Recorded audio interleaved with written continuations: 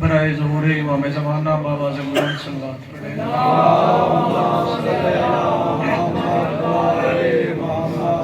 اعوذ باللہ من الشیطان الرجیم، بسم اللہ الرحمن الرحیم۔ الحمدللہ الذی جعلنا من المتمسکین بولایت علی ابن ابی طالب۔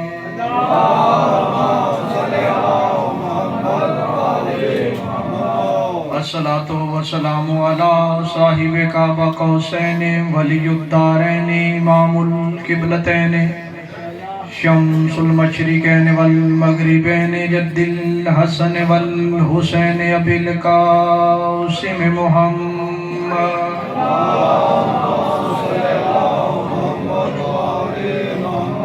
وأہل بیتہ الطیبین الطاہرین المعصومین الذین اذھب اللہ عنہم الرجس وطہرہم تطہیرا۔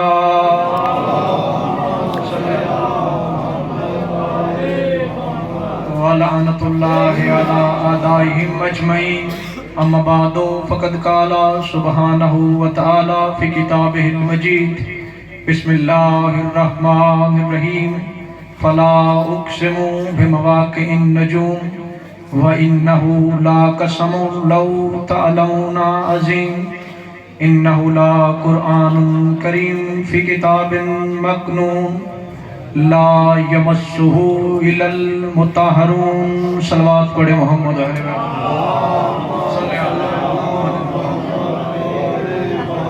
سب سے پہلے مالک باری تعالیٰ سے دعا ہے کہ وہ ہماری عظیم ترین عبادت کو اپنی بارگاہ میں شرف قبولیت عطا فرمائے۔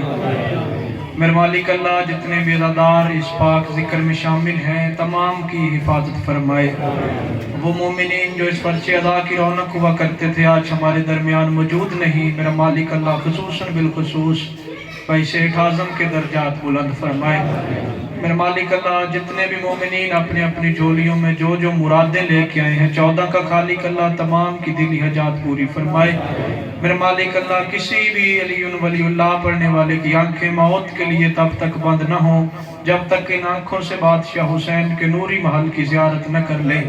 میرے مالک اللہ ہماری سب سے بڑی اور سب سے آخری دعا حقیقی آیت اللہ، حقیقی حجت الاسلام امام زمانہ علیہ السلام کے مقدس ترین ظہور میں تعجیل فرما۔ اپنی اپنی دعاؤں کو قبولیت کی آخری منزل تک پہنچائیں۔ سارے صاحبان مل کے بآواز بلند صلوات پڑھیں۔ اللہم صلی علی۔ جتنے بھی سادات و مومنین مجلس میں تشریف فرما ہیں آپ سے اجازت لے کے چند لمحوں کے لیے اس عالیہ کا ذکر کرنے لگا ہوں کہ جسے دنیا ام الحسنین کے نام سے جانتی ہے۔ یہ وہ عالیہ ہے جسے ام الائمہ بھی کہتے ہیں، یہ وہ عالیہ ہے جسے ام ابیہا بھی کہتے ہیں۔ کائنات جسے فاطمہ الزہرا کے نام سے جانتی ہے۔ اور ابتدائی مجلس میں یہ جملہ ضرور کہوں گا کہ حقیقت سیدہ پڑھنے کے لیے کم از کم لہجے کا توحید ہونا ضروری ہے۔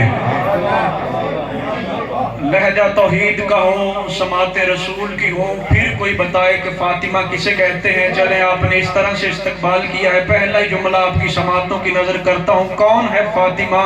کس عظمت کی مالک ہے؟ محمد کی بیٹی جو کعبے سے زیادہ پاک ہو اسے زہرا کہتے ہیں، جو کعبے سے زیادہ پاک ہو اسے سیدہ کہتے ہیں۔ چہرے خاموش اس لیے رہ گئے ہیں کہ دعویٰ کر دیا ہے، دلیل کیوں نہیں دی؟ تو آؤ قرآن سے پوچھتے ہیں کہ کعبہ کتنا پاک ہے، پھر اسی قرآن سے پوچھتے ہیں اے اللہ کا قرآن ہمیں بتا فاطمہ کتنی پاک ہے۔ تو جب کعبے کی پاکیزگی کی بات آئی تو خدا ابراہیم سے کہہ رہا تھا ابراہیم طہر بیتی، تو میرے گھر کو پاک رکھ، تو میرے گھر کو پاک رکھ۔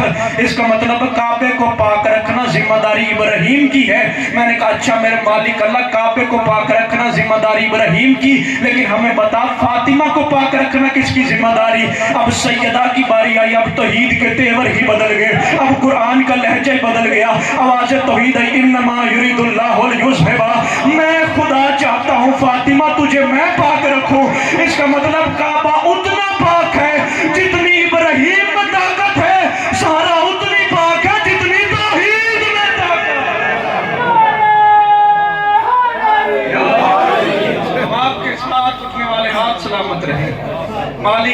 زمینے کا محتاج نہ کر۔ میں نے آپ کے سامنے قرآن کریم سے اس گھرانے کا ایک قصیدہ پڑھنے کی کوشش کی، بلکہ یوں کہوں کہ یہ سارا قرآن اس گھرانے کے قصیدے کا نام ہے۔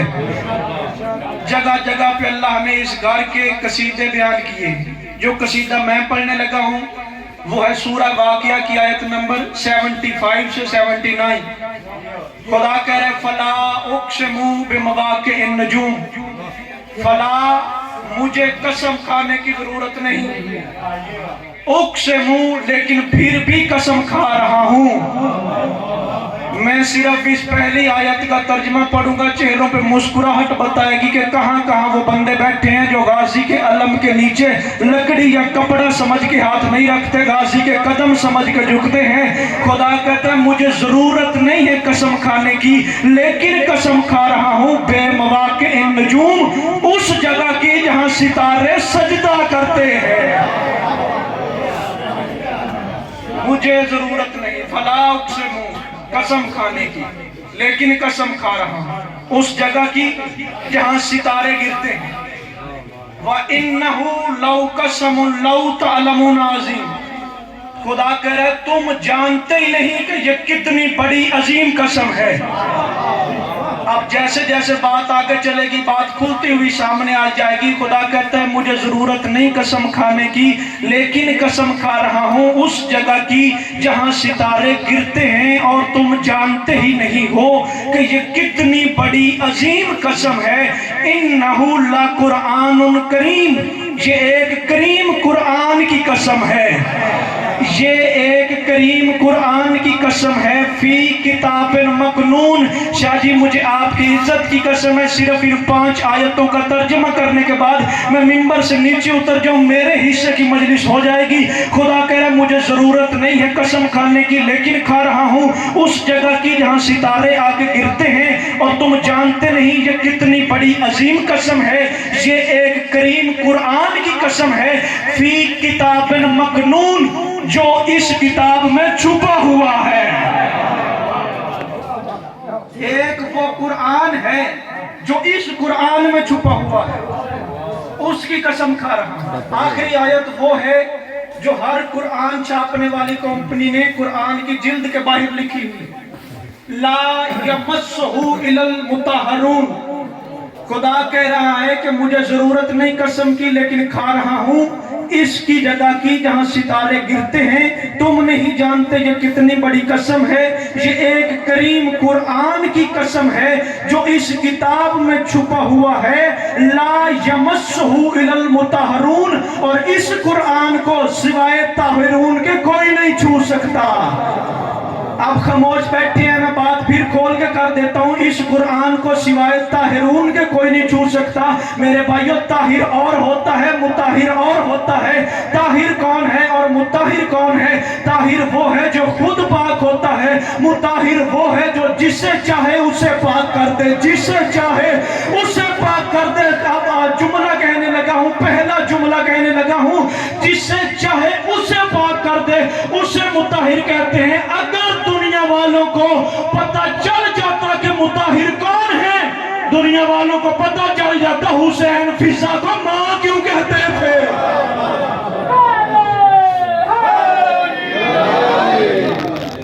خدا کہہ رہا مجھے ضرورت نہیں قسم کھانے، لیکن کھا رہا ہوں اس جگہ کی جہاں ستارے آ کے گرتے ہیں۔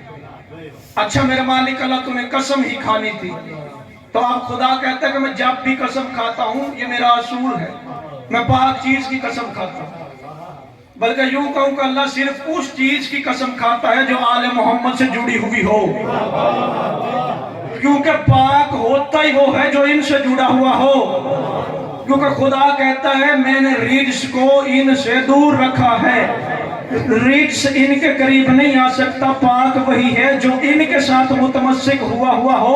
اچھا میرے مالک اللہ، پھر تو نے قرآن میں قسم کھائی، تو نے واللیل کی قسم بھی کھائی، تو نے والفجر کی قسم بھی کھائی، تو نے والشمس والضحیٰ کی قسم بھی کھائی۔ اے میرے مالک اللہ، تو نے قرآن میں اتنی قسمیں کھائی، تو نے الف لام میم کی قسم بھی اٹھائی، تو نے صراط مستقیم کا ذکر بھی کیا، آواز توحید ہے۔ تو نہیں جانتا میں جب بھی ذکر کرتا ہوں پاک چیز کا کرتا ہوں۔ اگر میں بسم اللہ میں علی کا ذکر کروں تو وہ بھی پاک ہے، اگر میں الحمد میں صراط مستقیم کا ذکر کروں تو وہ بھی پاک ہے، اگر میں یاسین کہہ کے محمد کی سیادت کی قسم کھاؤں تو وہ بھی پاک ہے، اگر میں طہ کہہ کے میرے پر محمد کے وجود کی قسم کھاؤں تو وہ بھی پاک ہے، اگر میں واللیل کہہ کے سیدہ کی قسم کھاؤں تو وہ بھی پاک ہے، اگر میں والتین والزیتون کہہ کے حسن اور حسین کی قسم کھاؤں تو وہ بھی پاک ہے۔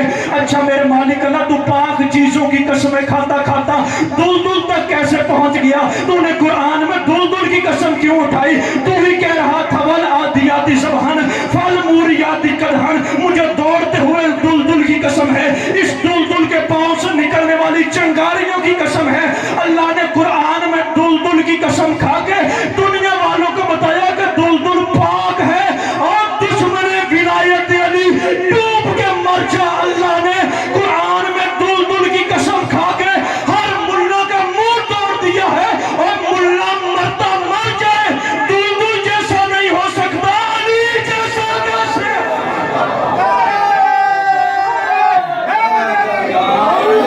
زندہ باد علی، چمن چمن گلی گلی، علی علی علی نگر نگر گلی گلی، علی علی ہم والا، علی علی مست کلندر، علی بطول کا شوہر، علی کعبے کا گوہر، علی کعبے کا کعبہ، علی حسنین کا بابا، علی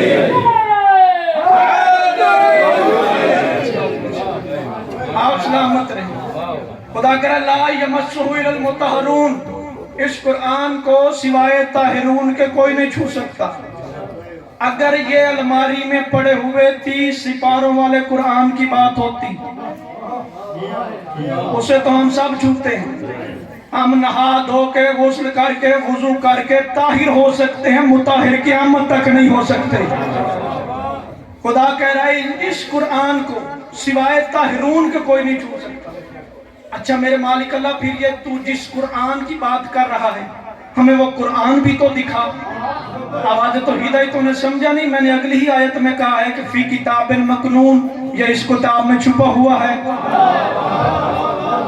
مسلمانوں کو پتہ ہی نہ چلتا یہ کون سے قرآن کی بات تھی۔ مسجد نبوی تھی، مسجد نبوی میں نبی کے صحابی بیٹھے ہوئے تھے، صحابی بیٹھے ہوئے اسی آیت کی تفسیر ڈھونڈ رہے تھے کہ یہ خدا اپنے قرآن میں کس چھپی ہوئی کتاب کا ذکر کیا ہے، یا انہوں نے دیکھ کے فرمایا ایسے پتہ نہیں چلے گا، ابھی وہ آئے گا جسے رسول سلمان محمد ہی کہتے ہیں، ہم اس سے پوچھتے ہیں کہ اس آیت کا کیا مطلب ہے۔ ادھر سے سلمان محمدی مسجد میں داخل ہوئے، صحابیوں نے کہا سلمان ہمیں بتا یہ خدا کس کتاب کی بات کر رہا ہے؟ سلمان نے مسکرا کے فرمایا بتاؤ، تمہیں بتاؤں یا دکھاؤں؟ تمہیں بتاؤں یا دکھاؤں؟ انہوں نے کہا سلمان اگر دکھا، زندہ باد شیعہ قوم، اگر تو دکھا دے تو سب سے بہتر ہے۔ سلمان نے صحابیوں کو کلائی سے پکڑا، فاطمہ کی دہلیز پہ لے کے آیا۔ سلمان کہتا یہ ہے وہ دہلیز جس میں وہ قرآن چھپا ہے۔ انہوں نے کہا سلمان پاگل ہو گیا ہے، خدا کہتا ہے قرآن میں کتاب چھپی ہے،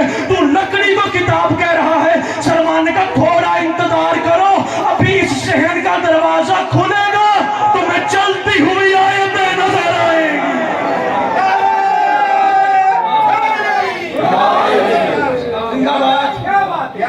ابھی یہ دروازہ کھلے گا تمہیں چلتی ہوئی آیتیں نظر آئیں گی۔ یہ کون سا قرآن ہے؟ چلے بات پھر کھول کے کرتا ہوں، یہ کون سا قرآن ہے جس کی خدا قسم کھا رہا ہے؟ یہ وہ قرآن ہے جو 20 جمادی الثانی کو جناب سیدہ کا ظہور ہوا ظاہری طور پہ۔ یہ جس قرآن کی خدا قسم کھا رہا ہے، یہ قرآن 20 جمادی الثانی ملکۃ العرب معظمہ بی بی کی چادر کنت کنزن مخفیہ میں یا ایھا المدثر بن کے لیلۃ القدر بی بی کا ظہور ہوا۔ یہ بی بی 20 جمادی الثانی کو دنیا میں آئی، کس بی بی کی گود میں؟ جسے ملیکۃ العرب کہتے ہیں. میں کہتا ہوں دنیا والوں یہ ملیکۃ العرب نہیں، اسے ملیکۃ العرش کہوں تو اس کی عظمت بیان ہونا شروع ہو. یہ عام بی بی تو ہے ہی نہیں، یہ جناب خدیجۃ الکبریٰ ہے. یہ وہ واحد بی بی ہے جس نے مصطفیٰ کے ایک لا الہ الا اللہ کہلوانے کی خاطر ساری دولت قربان کر دی. مسلمانوں کے پہلے خلیفہ روایت کرتے ہیں کہ جب میں خدیجہ کے گھر کے سامنے آتا تھا، سیدہ کی ماں ہر روز میرے قد سے بڑا سونے کا ڈھیر لگاتی تھی اور سونے کا ڈھیر لگا کے کہتی تھی اوہ عرب کے بدھو آؤ، میرے محمد کے کلمے پڑھتے جاؤ، سونا لیتے جاؤ. مسلمانوں کے پہلے خلیفہ روایت کرتے ہیں سیدہ کی ماں ہر کسی کو جولی بھر بھر کے سونے کی دیتی. جب سونے کا ڈھیر ختم ہو جاتا، کائنات کا سب سے بڑا نبی چل کے سیدہ کی ماں کے سامنے آ کے کھڑا ہوتا. سیدہ کی ماں نبی کے چہرے کے سامنے اپنا چہرہ جھکا کے کہتی تھی نہ میرا سردار تو شکریہ نہ ادا کرنا، یہ جو جتنا میں نے دیا ہے، یہ جو صبح تیرے چہرے کی زیارت کی تھی اس کا صدقہ اتارا.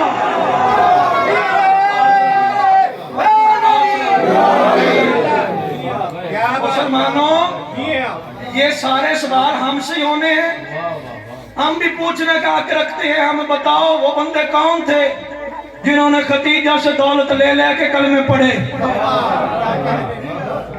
یہ ہے وہ قرآن جسے سوائے طاہرون کا کوئی نہیں چھو سکتا. وقت کے دامن میں گنجائش نہیں آپ کی بات مزید واضح کرتے ہوئے تاکہ میرا پیغام ان لوگوں تک بھی پہنچے جو اہل سنت بیٹھے. خدا کہہ رہا ہے اس قرآن کو سوائے طاہرون کو کوئی نہیں چھو سکتا. کتاب کا میں ضامن ہوں، جہاں تک آواز جا رہی ہے اس بات کو ذہن نشین کیجئے. جب بی بی کا دنیا میں ظاہری ظہور ہوا، اب تاریخ کہتی ہے 4 بیبیاں آئی ہیں جناب خدیجہ کو مبارک دینے.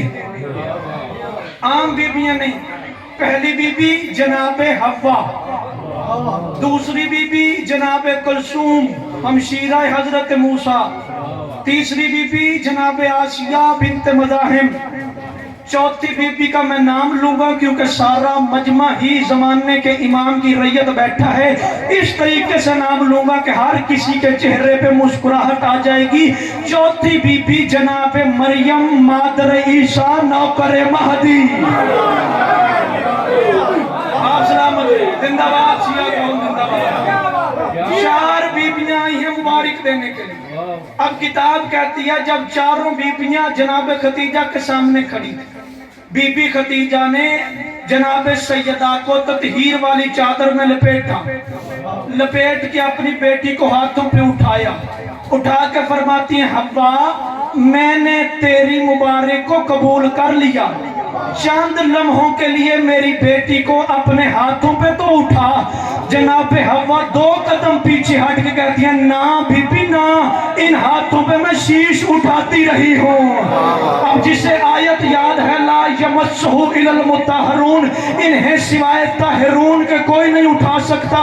حوا پیچھے ہٹ رہی تھی جو جناب خدیجہ نے کہا کلثوم آسیہ تم تو کلیم اللہ کو اٹھانے والی ہو، تم تو جناب موسیٰ کو اٹھانے والی ہو، تم چند لمحوں کے لیے میری بیٹی کو اٹھاؤ. دونوں بیبیاں 2 قدم پیچھے ہٹ کے کہتی ہیں نا بی بی نا، ہمارے ہاتھ اس قابل نہیں کیونکہ ہم نبی اٹھانے والے ہیں، نبی بنانے والے نہیں. آپ سمجھے، آپ سلامت رہے. ہم نبی اٹھانے والے ہیں، نبی بنانے والے نہیں. آپ اس جملے کو سمجھے. بی بی کہنا چاہ رہی ہیں کہ اسے وہ اٹھا سکتے ہیں جن ہاتھوں سے آدم بنا ہے. جناب آسیہ پیچھے ہٹ گئی، جناب کلثوم پیچھے ہٹ گئی. آخری بی بی جناب مریم، بی بی خدیجہ آگے بڑھی. جناب مریم آپ بھی بطول ہیں، یہ بھی بطول ہے، اسے اپنے ہاتھوں پہ اٹھائیے. مریم دیکھ کے فرماتی نا بی بی میں جزوی بطول ہوں، یہ کلی بطول ہے. ना चले सारे हाथ नहीं उठ सके, मैं अगला फर्क पढ़ देता हूँ। मरियम बतूल है लेकिन छोटी, फातिमा बतूल है लेकिन बड़ी। अब कोई कहे कि ये इसने क्या कह दिया, वो नबी की माँ हो के छोटी बतूल, ये नबी की बेटी हो के बड़ी बतूल कैसे हो सकती है? तो पहला और आखिरी फर्क पढ़ने लगा हूँ कि वो छोटी बतूल क्यों है और ये बड़ी बतूल क्यों है। आ लेने दो मेरे जमाने के इमाम को। जब मेरा जमाने का इमाम काबे के सहन में मुसल्ले पे खड़ा होगा, मेरा इमाम पीछे मुंह करके कहेगा तकद्दम यबन मरियम, मरियम का बेटा आगे आ, मुझे नमाज पढ़ा। उस वक्त ईसा काम के कहेगा मेरी इतनी जुर्रत मैं तुझे नमाज पढ़ाऊं, मेरी इतनी जुर्रत मैं फातिमा के बेटे को नमाज पढ़ाऊं। ईसा अपने सारे मेरे पार में के कदमों में रख के कहेगा और जमाने वालों अपने अकीदे दुरुस्त करो। जिसका आखिरी बेटा मैं ईसा जैसे नबी के पीछे नमाज नहीं पढ़ता, उसका बाप किसी भूत परस्त के पीछे। जिंदाबाद। बड़ा फर्क है मरियम में और सैयदा में। इतना फर्क है मरियम में और सैयदा में जितना महदी के कदमों में और ईसा के माथे में फर्क है। चारों बीबियां पीछे हट गई। क्यों? क्योंकि ला यमस्सुहु इल्लल मुतहहरून, इस कुरान को सिवाय ताहिरून के कोई नहीं उठा सकता। आखिरी जुमला फजाइल की हद तक और आपको बताने लगा हूं कि वो ताहिरून है कौन जो इस कुरान को छू सकते हैं। किताब कहती है इधर चारों बीबियां पीछे हट रही थी, ये सामने एक कोने में जनाब अबू तालिब खड़े थे, साथ ही मोहम्मद मुस्तफा खड़े थे, साथ ही जनाब सफिया बिनते अब्दुल मुत्तलिब खड़ी थी, साथ ही जनाब फातिमा बिनते असद खड़ी थी। जनाब खदीजा ने बिस्मिल्लाह पढ़ के सबसे पहले जनाब सैयदा को हजरत अबू तालिब की गोद में रखा, फिर जनाब मोहम्मद मुस्तफा की गोद में रखा, फिर जनाब फातिमा बिनते असद की गोद में रखा और रख के जुमले का और जमाने वालों याद रखना ये है वो ताहिरून। और मुसलमान अकल के नाखून ले जिन्हें कुरान ताहिरून कहे उनके कलमे तलाश नहीं करते।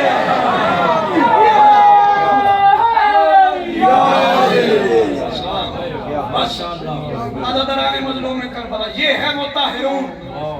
अब बताओ ताहिरून का सरदार कौन है? ताहिरून का सरदार या मोहम्मद मुस्तफा है या अली मुर्तजा है।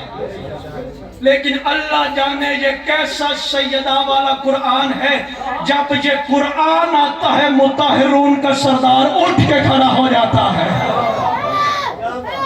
चले राज खोलूं क्यों उठ के खड़ा होता था? दुनिया वाले समझते हैं कि एक बाप एक बेटी के एहतराम में खड़ा होता था। आप नमाज जुमा पढ़ते हैं, नमाज जुमा पढ़ते हुए मौलवी साहब खुतबा दे रहे होते हैं और दौरान खुतबा वो 12 इमामों के नाम लेते हैं, 11 इमामों के नाम आते हैं, बैठ रहते हैं, 12वें का नाम आता है, सारे उठ के खड़े हो जाते हैं। क्यों? क्योंकि रैयत पे वाजिब है हुज्जत के एहतराम में उठ के खड़ा होना।